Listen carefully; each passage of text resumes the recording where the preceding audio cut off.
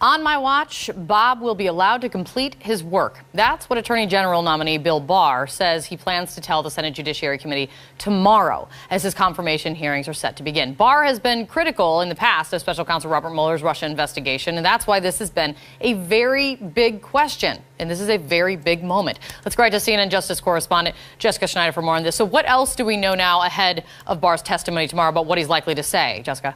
Well, Kate, we know that this hearing will likely be very contentious. So because of that, William Barr is releasing his opening remarks about 24 hours in advance, possibly in a quest to really tamp down on this flurry of aggressive questioning that he could face. So the headline here, William Barr will pledge to let Special Counsel Robert Mueller finish his report and continue unimpeded with the Russia investigation. So Barr will make these remarks official tomorrow morning beginning at 9:30. And in them, we've gotten the whole list of what he will say here. He will say that it will be vitally important for Mueller to complete his investigation.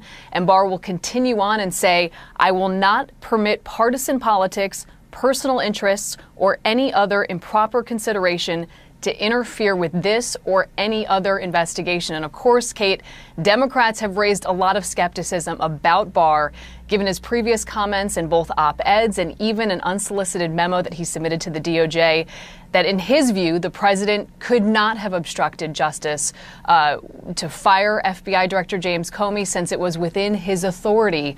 But Barr now coming out in front of those criticism, releasing 4 pages worth of his testimony in which he will say, well, the public, they should be told of the results of Mueller's work.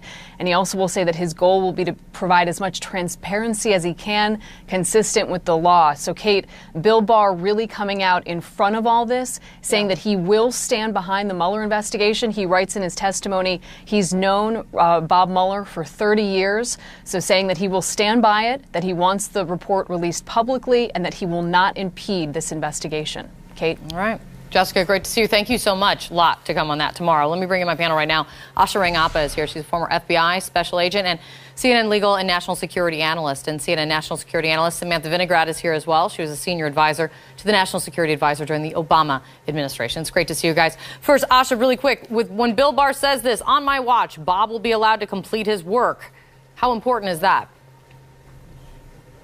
It's very important, and I think it is reassuring to the American people. You know, he is the former AG. I think he understands the values and principles of the Department of Justice as an institution. And I also think the fact that he has a professional relationship with Robert Mueller, I'm sure he respects him a lot. Now, let's remember that under the special counsel regulations, if he does try to stop anything that Mueller does, that does trigger a reporting requirement, and it would go to Congress. So I do think that there is an extra layer of transparency that is ensured should he take steps for whatever reason. Interesting. Well, much more to come on that tomorrow. But on the today, right now, Samantha, the Greg Miller I just had on for the Washington Post, that reporting about how the president has gone to extraordinary lengths to conceal notes, conceal information about his face-to-face meetings with Vladimir Putin from not only becoming public, but from even going to his closest knit advisors. What would these notes look like?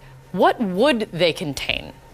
Well, Kate, I have planned, executed, and memorialized presidential meetings, and there are various steps that past presidents have taken to really just maintain basic counterintelligence hygiene. At the front end of any meeting, you plan a meeting manifest and meeting participants to ensure that there are human witnesses in the room that can corroborate what actually happened, to promote your team, to empower them, to show a foreign leader that you actually want your own team there. And you have a note taker present that can also write down a written record of what happened that can be filed in the presidential archive, because that is a foundational document that sets a U.S. narrative about what happened, and it can be incorporated into actual policy planning going forward. Absent any of those steps, President Trump is letting Russia set the narrative about what happened. He's hamstringing the U.S. policy team from incorporating any feedback into what happened.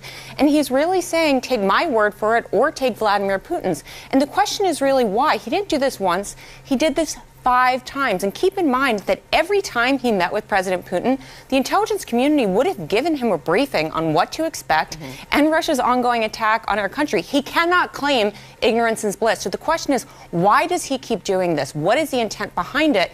And based upon all that, we should all be asking, is the FBI counterintelligence investigation still ongoing based upon all these red flags? Oh, that might be something that maybe Bill Barr should have to answer to tomorrow. Asha, when it comes to the interpreter's notes or the interpreter themselves, there's now a big conversation that is reigniting again if there should be a subpoena issued and if it is a subpoena correct for the interpreter and what that would mean. What do you think about this? Yeah, so with regard to the notes themselves, I just want to point out that those actually should be preserved legally under something called the Presidential Records Act. Right. So those should not be destroyed. That would not be in compliance with the law. And just to Sam's point, I want to add that having a briefing with your team, and particularly with your intelligence team, after a meeting like that would help, enhance our intelligence capabilities by knowing what our adversary is interested in and what they asked about. So he has really kind of also hamstrung our IC in some ways. With regard to the subpoena, there are some thorny legal issues here. Going back to President George Washington, there has been a traditional pushback in the under separation of powers principles against Congress intruding on the president's diplomatic role as the head of state and meeting with other heads of state. And those can be sensitive conversations. We don't want Congress to be able to harass a president by intruding on those all the time. However, here there is a legitimate national security concern based on all the things that Sam just said. So I think that it would raise some big legal, separation of powers issues to issue a subpoena. I expect the White House would assert some kind of privilege over them, and then we would have to see if it got litigated where the courts came down on it. Yeah, and it seems that would be a real big one. And honestly, it very likely could be a real big fight that is actually coming. Asha, great to see you. Thank you, Sam. I really appreciate it, guys.